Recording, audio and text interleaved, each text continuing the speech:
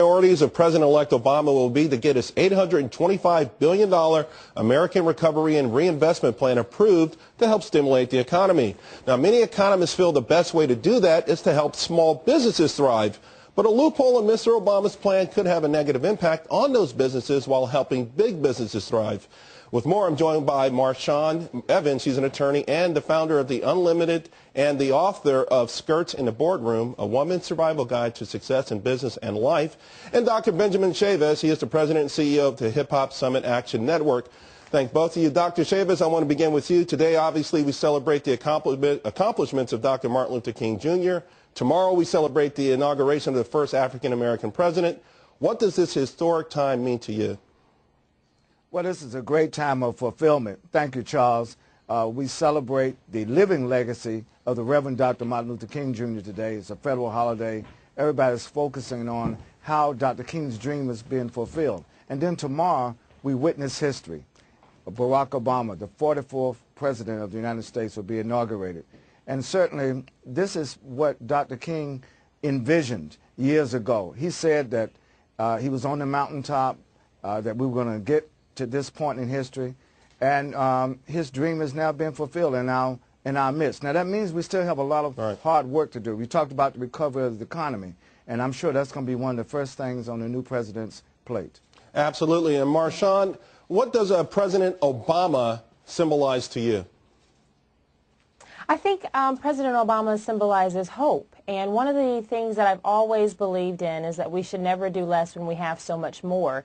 And I think his campaign truly embodied that. You had people who were involved in the political process for the first time. And so that was monumental. But I think it's critical for the time that we're in right now, with unemployment being where it's at, with people having a sense of fear still as it relates to the marketplace. I think hope is really critical right now. We have an opportunity to harness and embrace the spirit in America right now and get our economy back on track, utilize the resources that are out there, help people find jobs, help people find the resources that they need. Right. And one of the things that I advocate very strongly is, because people are hurting right now in places where they can go to find jobs, amightyriver.com is a great resource. I really inspire people to go there. It's a premier resource for African-American professionals.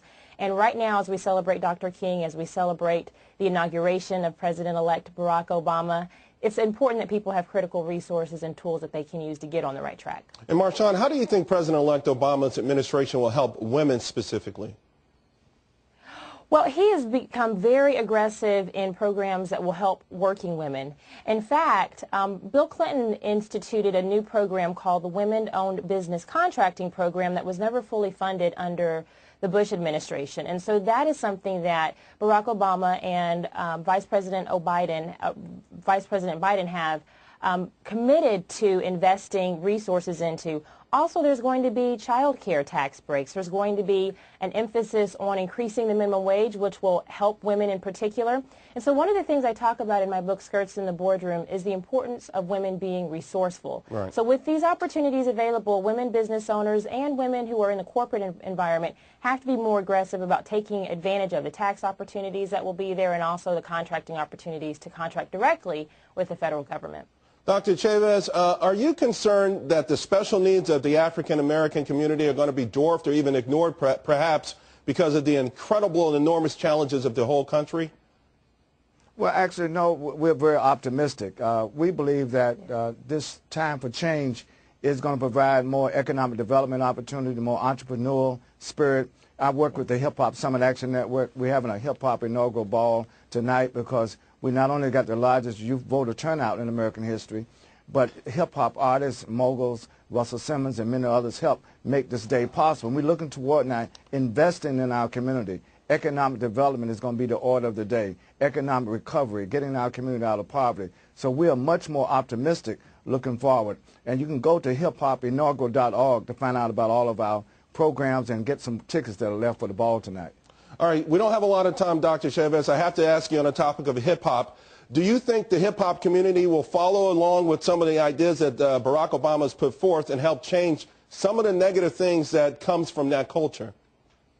Oh, absolutely. You know, hip-hop is evolving, and American society is evolving. You're going to see a lot of hip-hop artists already at the programs yesterday. There'll be everybody will be at the Hip Hop Inaugural Ball tonight. Okay. Certainly, you're going to see a continued evolution, and you're going to see great positivity, great impact, and great accountability. The whole theme of the Hip Hop Summit Action Network is taking back responsibility. Okay, thank you very much, Marshawn and Dr. Chavez, to both of you. Thank you, Charles. And of course, Fox